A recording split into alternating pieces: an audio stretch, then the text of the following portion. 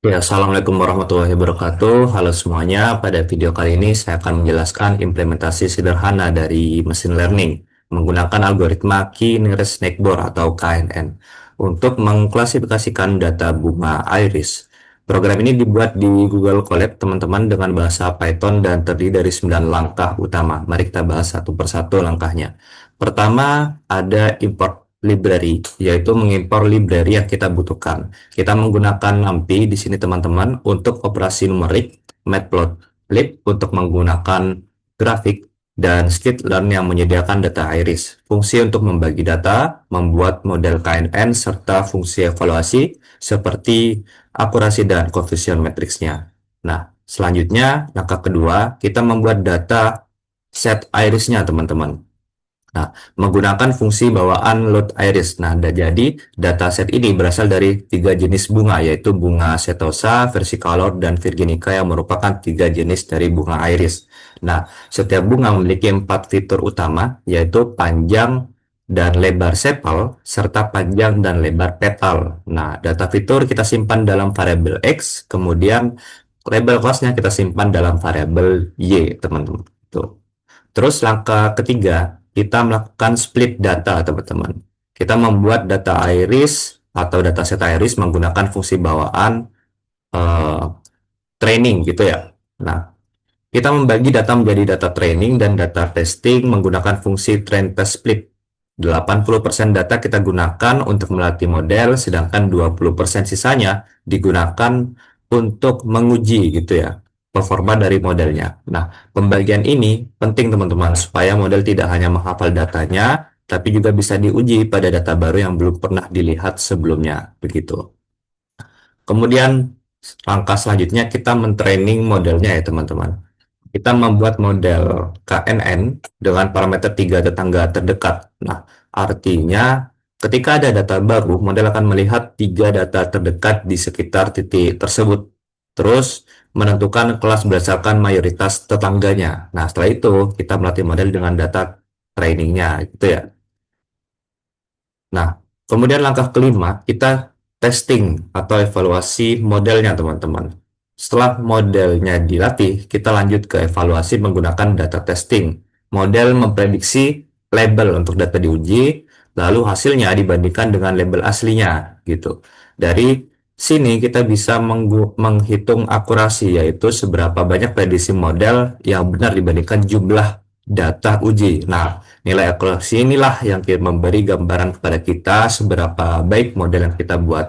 Kebetulan di sini 1.0 artinya 100% baiknya gitu ya. Kemudian langkah keenam kita visualisasikan datanya. Nah, supaya lebih mudah dipahami, kita juga memvisualisasikan data dalam bentuk scatter plot. Di sini kita hanya menggunakan dua fitur, yaitu panjang dan lebar petalnya, teman-teman. Walaupun ada empat fitur dan lebih gitu ya. Masing-masing kelas bunga ditampilkan dengan warna berbeda. Dari grafik ini terlihat bahwa kelas Satosa memiliki pemisahan yang jelas ya. Satosa ini yang warna biru ini. Kemudian sedangkan versi color dan Virginica kadang sedikit tumpang tindih di bagian sini ya teman-teman. Warna hijau dengan warna oranye. Kemudian langkah ketujuh, kita buat confusion matrix. Selain akurasi, kita juga menampilkan confusion matrix, teman-teman. Nah, matrix ini tujuannya untuk memperlihatkan jumlah prediksi benar maupun salah untuk setiap kelasnya gitu. Dengan confusion matrix kita bisa melihat kelas mana yang sering tertukar gitu ya posisinya. Sehingga evaluasi model menjadi lebih detail dan tidak tergantung pada akurasinya saja gitu. Nah, di sini bisa dilihat confusion matrixnya.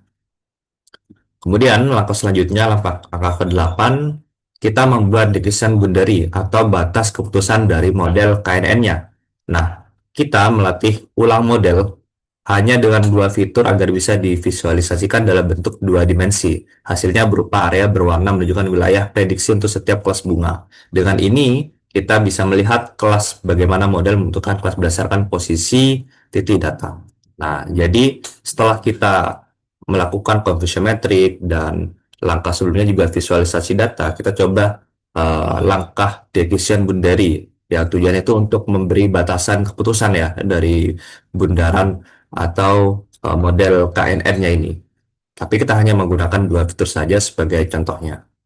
Nah, setelah hal tersebut dilakukan, kita mencoba prediksi data baru ya.